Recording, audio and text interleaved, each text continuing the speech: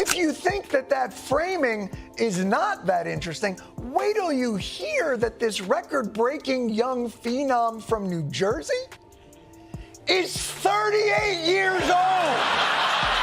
So, Jon Stewart is still going after the Democrats, and his latest take on Kamala Harris is honestly hilarious. It's not holding back at all. Where are you going? Literally just walking away like that. Mr. President, I'm sorry. The tribe has spoken. At one point, he even jokes like he's on a reality show. Where are you going? Just walking away. Like that, Mr. President? Sorry, the tribe has spoken. He thinks the Democrats could have avoided their big loss if they had just done their homework. But nope, common sense wasn't invited to the table. And yeah, this video's... Before Trump won the election, Democrats were clear-eyed about the stakes. It's time that fascism is called fascism, and Americans know exactly what they're voting for. He is paving the way to become a Vladimir Putin. It's about to heat up fast, so get ready. Back before Trump won, Democrats were already warning everyone about him. They said he was dangerous, that he'd act like a dictator, and that democracy itself was on the line. The media joined in, calling him the next Putin or even Hitler. He is a threat to democracy. He is a clear and present danger to our democracy, to our way of life. The damage may be irreversible, the destruction could be unthinkable, and it would be a betrayal of everything that our framers fought for.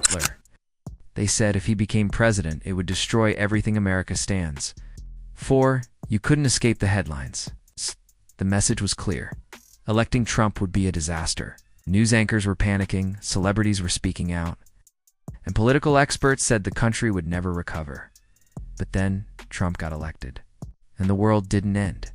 Instead, his win shocked the political elite. It was a wake-up call for people in power. He broke their...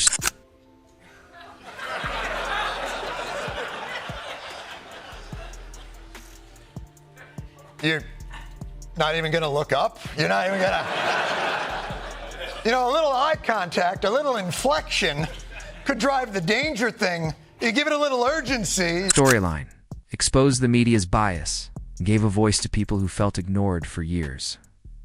So now, Jon Stewart is calling it all out, especially targeting people like Senator Chuck Schumer. Stewart mocked how fake the warnings felt.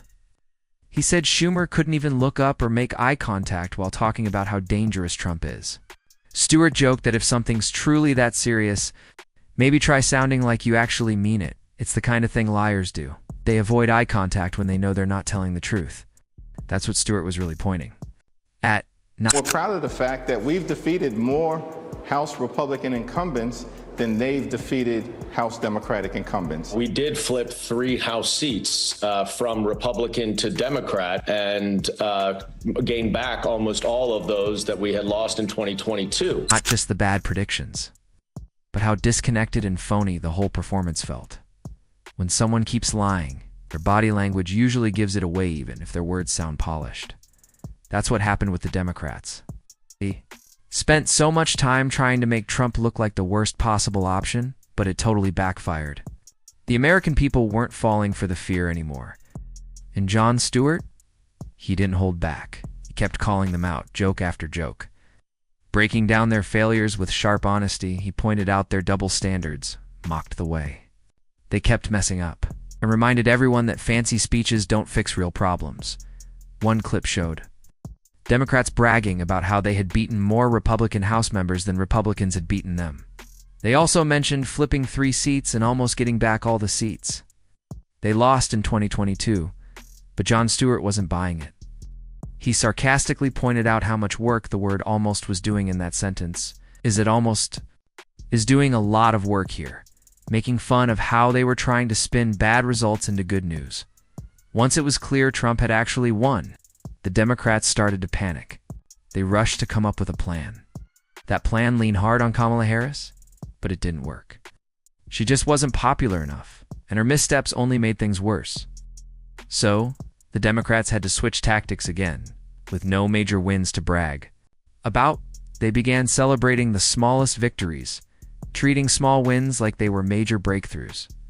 They used flashy headlines and emotional speeches to distract from the fact that their big strategy had fallen apart right in front of everyone. It's a new dynamic. It is a willful bright-siding this shit show that we celebrate in our new segment called The Audacity of Cope. Now, Instead of delivering real change, the party that once promised a bold future was now focused on appearances and media talking points.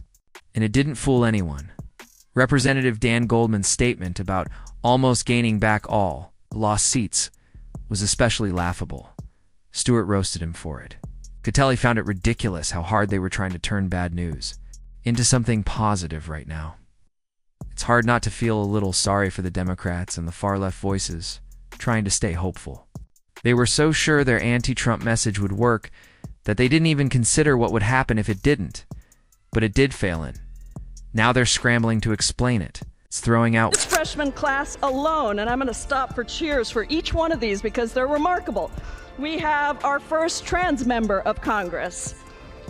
We have an engineer from an immigrant community in the San Fernando Valley. one excuse after another, and honestly, watching them fumble through all these explanations is almost like watching a comedy show. The more they talk, the more obvious it is that they didn't see this coming. The excuses coming from the Democrats after their loss just keep getting wilder. They've blamed everything from misinformation to voter suppression to even some kind of cosmic bad luck. They'll say anything except the truth. Most Americans simply weren't interested in what they were offering. It's become a whole new level of denial, something Jon Stewart now jokes about in a segment called The Audacity of Cope. And now We have the first Iranian American Democrat in Congress. We have the youngest member ever elected to the House from New Jersey. the Democrats have to face the reality of being out of power for the next 4 years. No spin, no quick fixes, just the hard truth.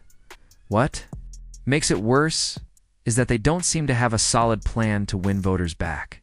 Instead of looking at what went wrong and changing course, they're pushing the same worn-out, overly progressive ideas that helped push voters away in the first place. And now, people are seriously talking about a possible Bernie Sanders and AOC Alexandria Ocasio-Cortez ticket. If you think that that framing is not that interesting, wait till you hear that this record-breaking young phenom from New Jersey is 38 years old. In the future, a move that has moderates more nervous than excited. Sure, they're getting crowds at rallies now. So did Kamala Harris before the election. And look how that turned out.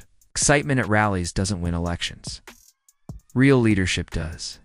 Then there was that cringeworthy moment when Democrats started listing off new freshman members of Congress as if it were a game show.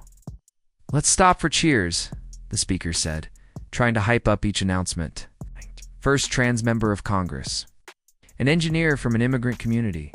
But if you looked at the people standing behind her, How will the head of their party, the outgoing president, man the ramparts during this challenging and fraught, peaceful transition to fascism? President Biden is in Brazil, where he became the first American head of state to visit the Amazon rainforest. you could tell they weren't feeling it. Their faces were blank, their body language stiff. They looked like they'd rather be anywhere else. The applause was weak. The energy was flat. All felt fake, like they were just checking boxes rather than genuinely celebrating accomplishments. Diversity is a nice word to throw around. But if there's no real action or achievement behind it, even the people on your own team can't pretend to care. That silence in the room said everything. And then came the next round of introductions. The first Iranian-American Democrat. The youngest member ever elected from New Jersey. Jon Stewart's reaction was priceless. He acted like he was hearing it all for the first time even, though he obviously wasn't. His exaggerated surprise made it even funnier, especially when he started tearing the History is literally watching us now. So let's preserve this secret place for our time and forever, for the benefit of all humanity. Thank you very, very much. whole thing apart. The Democrats proudly introduced the youngest Democrat in Congress from New Jersey, but when Jon Stewart found out he was 38 years old, he didn't hold back. His timing was perfect, his delivery sharp, and his takedown so clean, it left no room to respond. It wasn't just a joke, it was a complete breakdown of how the Democrats often oversell their wins. He made it clear the way they hype things up is almost a skill at this point. They take small things and blow them up, like they're groundbreaking. A basic achievement becomes historic. A regular politician becomes a rising star. And somehow, a 38-year-old man becomes the youngest. In Congress, the media jumped on the bandwagon, treating him like the next big thing. But there wasn't much to back it up. It was all style, no real substance. Where are you going? And literally just walking away like that. Mr. President, I'm sorry. The tribe has spoken. The public could see it, while all of that was going on. President Biden was far from the chaos. Literally. He was in Brazil, walking through the Amazon rainforest,